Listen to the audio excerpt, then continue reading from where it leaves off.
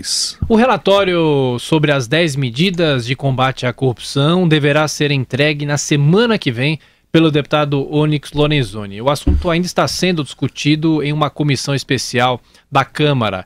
E conosco o parlamentar do DEM do Rio Grande do Sul. Deputado, bom dia. Muito obrigado pela sua atenção. Bom dia aos ouvintes da Jovem Pan. É uma satisfação poder conversar com todos vocês e com todos os amigos e as amigas de todo o país. Deputado, o que existe já de concreto dessas 10 medidas? Quais devem ser alteradas ou retiradas em relação à proposta original do Ministério Público Federal, deputado? Bom, as 10 medidas, na verdade, são 10 conceitos, né, que mexem com mais de 29 legislações diferentes. Nós deveremos ter os 10 conceitos presentes no relatório final, com, inclusive, novas medidas que foram agregadas, como é o caso do reportante do bem, que é a complementação da colaboração premiada, trazendo o cidadão e a cidadã como olhos vigilantes do Estado no combate à irregularidade e à corrupção. Nós também vamos trazer, ampliando a transação penal no Brasil, que vai se chamar, no nosso caso, acordo de culpa, e vai servir para reduzir, né, o trabalho hoje das varas, principalmente criminais no Brasil, e outras medidas que nós estamos tomando. A própria OAB e a Associação dos Juízes Federais nos apresentou uma medida que trata da ação popular, onde o advogado e qualquer cidadão do povo ou cidadã pode mover uma ação em busca de combater um ato de corrupção, tenha ele uma desconfiança de algo em algum órgão público, e uma série de outras. Por exemplo, o Setor de Cooperação Internacional da Procuradoria-Geral da República pediu a adequação do Brasil, né, aos acordos internacionais para a persecução penal, simplificando e agilizando e trazendo os novos meios como a internet de comunicação válida do ponto de vista da persecução penal. Então existe um conjunto grande de medidas que vai realmente, e eu espero que a gente tenha aprovação no plenário da Câmara dos Deputados, né, porque creio que na comissão o caminho já está pavimentado para aprovação, e eu espero que a gente possa mudar o Brasil, e se a gente aprovar as 10 medidas, vamos mudar mesmo. Professor Vila. Deputado, bom dia, Marco Antônio Vila. Deputado, eu acompanho o senhor aí, sei nas CPIs, especialmente, sua atuação combativa e sempre em defesa do interesse público. Aí tem uma questão que está envolvendo o projeto que o senhor está relatando, e aí eu fiquei realmente com um ponto de interrogação. Eu falei, nada melhor do que perguntar para o senhor para esclarecer a questão do Caixa 2. A pergunta ao senhor é a seguinte: há uma tentativa, eu não sei, a imprensa fala, ou a boca é pequena, os bastidores, de que há uma tentativa de anistiar o Caixa 2 com um meio de resolver o que já foi julgado e as futuras delações, especialmente do senhor Marcelo Odebrecht, de 75 altos funcionários e tal. Seria uma espécie de grande acordão. O argumento seria que Caixa 2 sempre teve, então é melhor a gente anistiar, a partir daqui para frente determinar claramente que é um crime e resolver evitar uma crise política que poderia ser advinda da divulgação dessas delações e que teria repercussões no campo da economia. Então era melhor passar uma borracha no Caixa 2. Qual é a opinião do senhor sobre isso? Bom, primeiro, eu estou trabalhando com uma proposta que o Ministério Público Federal nos apresentou. Sim. Né? Não apenas de criminalização do Caixa 2, como de responsabilização dos partidos políticos no Brasil. Veja, o Código Eleitoral, ele é de 1965. O artigo 350 do Código Eleitoral fala de um delito de informação, de omissão na prestação de contas eleitorais.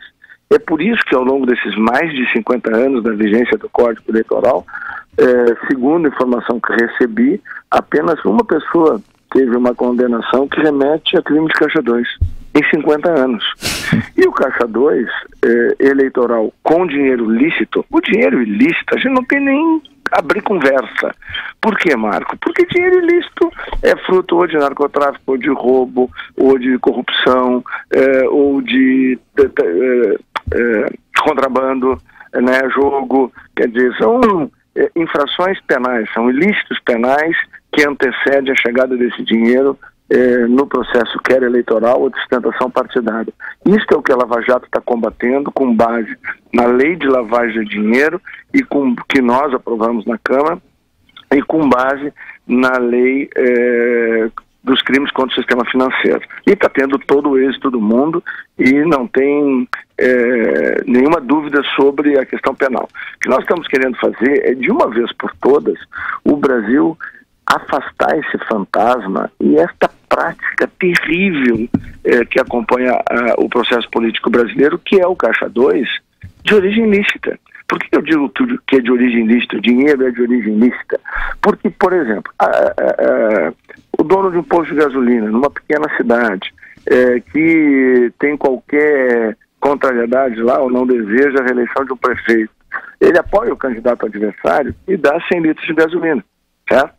Para os veículos do candidato adversário. Esse candidato adversário, quando a gasolina, ele pagou os impostos quando comprou, ele pagou quando foi apurado na bomba, quer dizer, não há uma operação fraudulenta ali. A única coisa que aí há, e aí a partir de agora será crime, é este ato. E lá no 350 do Código Penal, do Código Eleitoral, não tem previsão de punição para o doador. Mas deixa eu perguntar... Para o declarador, para quem declara. Então, o que nós queremos fazer? Esse é o conceito que nós chegamos à definição. Ouvimos o Procurador-Geral Eleitoral, Dr. Nicolau Dino, claramente na comissão, que disse que tem que tipificar, tem que ter um tipo claro, tem que acabar com essa hipocrisia. Tanto é que 1/3 das doações deste ano de pessoas físicas, o TSE suspeita que elas são ilegais, irregulares ou fruto de Caixa 2.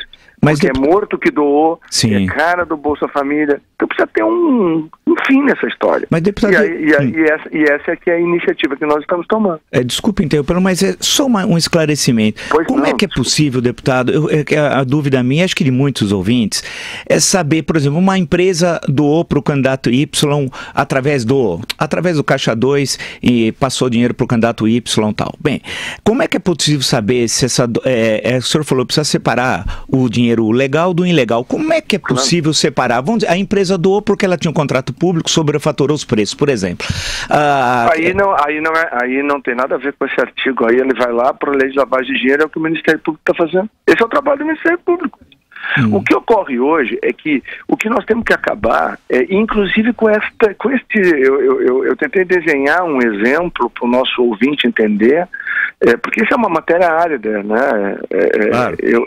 Complicada para as pessoas poderem compreender. Mas eu tentei desenhar um cenário para entender que até isso a gente tem que evitar. A gente tem que ter uma criminalização para impedir. Se a gente não botar 50, 60 candidatos a vereador, prefeito, deputado na cadeia por crime de Caixa 2, por esse crime de receber lá os litrinhos de gasolina do posto de gasolina, isso nunca vai parar. E a gente não vai poder ter eleições, vamos dizer assim, limpas e transparentes no Brasil, que é o desejo que todos nós queremos. Deputado, e qual é a sequência agora, depois do seu relatório? Bom, o relatório ainda está sendo feito, né? Nesse momento eu estou em Curitiba, eu vou ter uma reunião com a Força Tarefa da Lava Jato, né? Isso faz parte de todo esse processo. Nós já aprontamos uma série de medidas que eles propuseram. Eu vou trazer aqui algumas coisas novas que nós vamos recepcionar para debater com eles. Faz parte de um processo de absoluta transparência e clareza no nosso diálogo aqui. Estivemos aqui há 2 semanas atrás e aí conversamos também longamente, foram 3 horas de conversa com o Dr. Sérgio Moro, antes do evento que teve aqui no Paraná. Tivemos com o Dr. Deltan Dallagnol, agora vamos voltar a conversar hoje, porque esse é um trabalho construído a muitas mãos, né? Existem muitos acadêmicos que dão suporte a essas medidas, que mantêm contato permanente com a Força Tarefa aqui, com o Ministério Público Federal. Então nós vamos aqui bater ponto a ponto, né? Receber o ok das modificações que fizemos, receber o ok das sugestões que nós fizemos. Bom, se houver questões contraditórias, nós vamos resolver como se resolve no parlamento, né? Que é no voto. Deputado. Mas o objetivo é, semana que vem, a gente lê na comissão especial o relatório. Deputado, infelizmente o nosso tempo está esgotado, mas eu não posso perder a chance de perguntar para o senhor. E sobre essa possibilidade de limitação do habeas corpus? O senhor chegou a dar uma declaração a Folha de São Paulo nessa semana, existe uma limitação? É possível que isso aconteça? E por quê? Não vai acontecer, viu, Marco? Por uma razão objetiva. Nós temos um sistema judicial muito disfuncional e muito complexo. E o habeas corpus, além de todos os fatores históricos, né, exerce no país, principalmente para as defensorias públicas, um papel fundamental. Então, nós recebemos uma série de contribuições, existe um debate e um certo uso abusivo em alguns casos, mas aí nós vamos recolher todas essas contribuições. Nós temos lá quase 110 horas de depoimentos e nós vamos encaminhar à Comissão da Reforma do Código de Processo Penal para fazer uma discussão mais ampliada, tanto a questão do habeas corpus quanto a questão das provas ilícitas, porque nós importamos da teoria americana da árvore do fruto envenenado só a parte do réu. A gente não trouxe, e isso também é um outro problema cultural brasileiro, né? A gente protege muito o réu, o bandido, e se esquece da vítima, né? Então esse é um outro lado que inclusive eu me comprometi com o Ministério Público de pessoalmente ir para a comissão debater essa questão das provas ilícitas, porque nós temos aí no Brasil um problema lá na Constituição que fala de provas ilícitas e não provas obtidas por meios ilícitos, o que poderia permitir alguns ajustes, né, na interpretação. Então, assim, esses dois temas são muito polêmicos e nós tomamos a decisão de mandar para a Comissão do Código de Processo Penal, porque ela tem um pouco mais de tempo e vai poder fazer uma discussão mais ampliada. Mas no relatório nós não vamos recepcionar nenhuma restrição a habeas corpus no Brasil. Deputado Onyx Lorenzoni do DEM, relator das 10 medidas de combate à corrupção em tramitação do Congresso Nacional. Muito obrigado pela entrevista ao Jornal da Manhã da Jovem Pan. Um bom dia ao senhor.